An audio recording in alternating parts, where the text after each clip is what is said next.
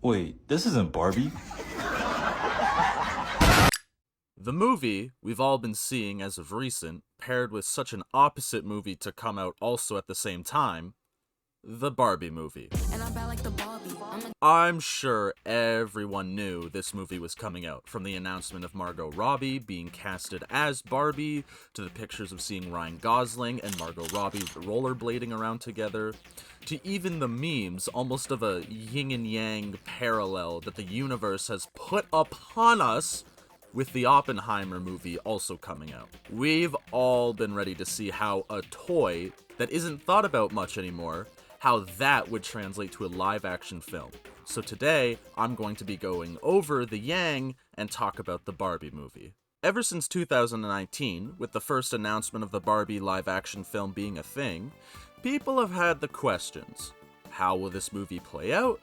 And will it even make sense or be good?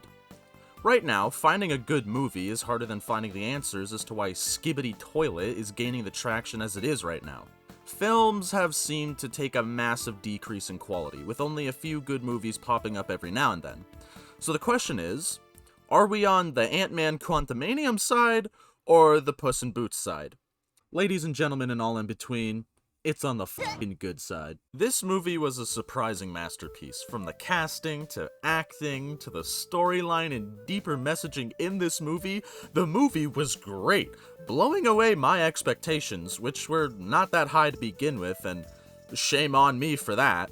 If you have not planned to watch this movie, I highly suggest you rethink your decision. In the movie, as expected, we follow Barbie and her gang of other Barbies, as well as all the other Kens. Oh, and just one Alan, and we see them going through their day-to-day lives and how everything is perfect, until Barbie ends up feeling off and starts saying things that she normally wouldn't be saying or thinking. Which I thought I was gonna already predict where this movie was gonna go and how it was gonna end just by how the movie starts, but it thoroughly threw me off, going in a different direction that makes the movie so much better than what I thought. Like I said, it starts with the main problem being that Barbie is doing things that are out of the ordinary, and realizing her problem, she seeks help to try and fix all that is happening to her.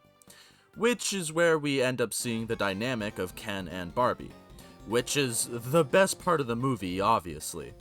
With one side trying to figure out why bad things keep happening, and the other finding out that things could be infinitely better. But with the two mostly following the same path, having the movie appeal to all sides with the same premise so that you can relate and have a better understanding of the main message they're trying to get across, which I think is an impressive feat that deserves a lot of praise.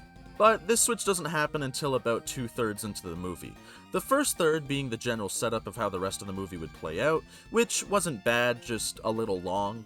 It had funny jokes in it, like how all the Kens were saying they were gonna beat each other off, and a line from Ken in a car when Barbie was driving away that genuinely made me laugh out loud. When the movie is done with its general setup and we see Ken and Barbie go to the real world, that's when things start to fall in line with one another, and make the movie great, with both of them generally not understanding the norms of society, but one feeling really bad about it and one side wanting more of it. Barbie has come to the realization, well, in the real world, that life for women isn't all she thought it to be. And Ken, on the other hand, learning that men basically rule the world and are awesome, and wants to bring this back to the land of Barbie. Because basically, Barbie is the dominant line of people, while Kens are just kind of put off to the sideline. And for me personally, I think this is where the movie really starts to shine, with Ken learning that men rule the human world and wants to bring those ideas back to Barbie Land, starting a patriarchy of men taking over. But it's all for the reason of feeling not respected and not having the recognition he and all the other Kens want, because they're always put to the sideline. And this is shown when they make a joke in the movie where Barbie says that she has no ideas where Ken go at night because all of the buildings are Barbie playhouses, not Ken playhouses.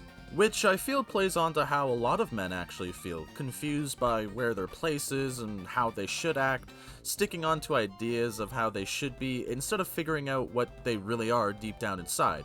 And having Ryan Gosling be the frontrunner to show these issues, he did such a perfect job at acting this out, making the turmoil he feels be super easy to understand. With the flip side being Barbie, and how being a woman is hard through the beauty standards and the standards of how all women should act and be, but with society having very hypocritical views on how to go about that, making the whole thing actually just be impossible. Especially when men use their insecurities and pride to make women into objects, instead of just being regular people with their own feelings and own self-worth that isn't through being with a woman. Which is why we find out Barbie was made in the first place, to be the idea of something that isn't fully realized yet, that women can be anything they want to be, and that you should stop trying to conform to what others in society wants. Just be what you are deep down inside. Which also gets explained by the creator of Barbie, Ruth Handler, who they put in the movie to bring deeper meaning to how Barbie should live out the rest of her life, and basically all other women for that matter. Making the overall point and message to the whole movie be that no matter who or what you are, be yourself, that we're all individuals, not a collective of what we look like on the outside, that sticking to what you feel and what you would like to be the purpose of what you are. Being your own person and not someone that is defined by a status. So before I wrap up this video, I'd like to talk about some of the good and some of the bad that made this movie.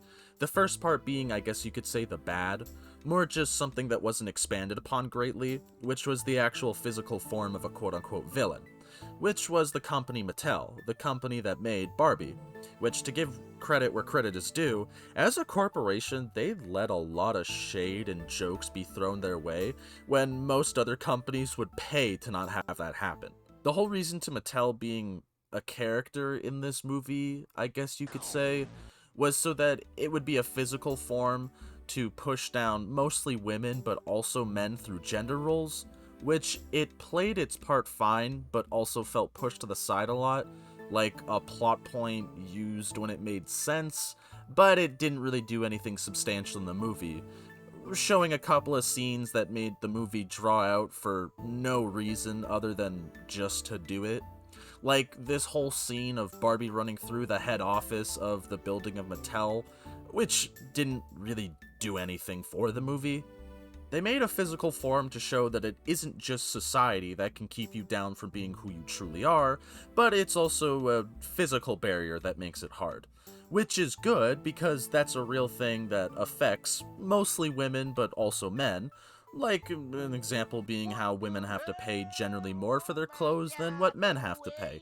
But the problem with how they set this up in the movie is that it took away screen time from the other parts of the movie, which made it feel a little boring, I guess.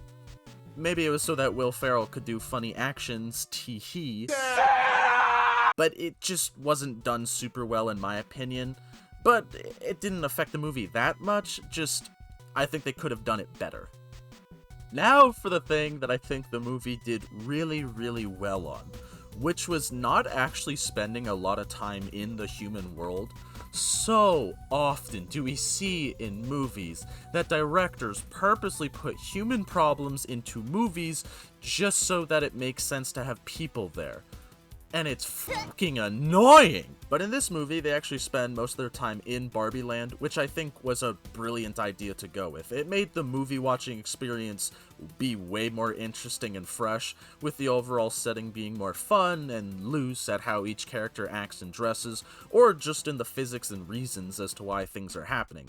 It was a nice change to see what we normally see, which is the fictional character bend to the real-world understandings, which, hopefully, moving forward, this movie will show as to why it's not always best as a viewing experience to get that from a movie. Everyone in this movie did just such a great job to make this as to what it is right now, through the scenes, the acting, the writing, the sets. All of it just flowed so easily off each other, and even though it's not a super big blockbuster movie, if you weren't planning on watching it, I would definitely suggest giving it a watch. It beached off my expectations of what the movie was gonna be and how it was gonna look, making it be way better than I ever imagined it to be, as well as Ryan Gosling and Margot Robbie making this movie just way better than if they weren't in it. And that's the Barbie movie. I personally thoroughly enjoyed it. I think they did an amazing job at executing this concept and just overall making it a very fun and funny movie to watch with a lot of touching messaging in it as well. And that ends the video. I hope you enjoyed my video. If you did, maybe leave a like or a sub and comment what you thought or what you are thinking about the Barbie movie. That would be great. Thank you so much. Anyways, see ya!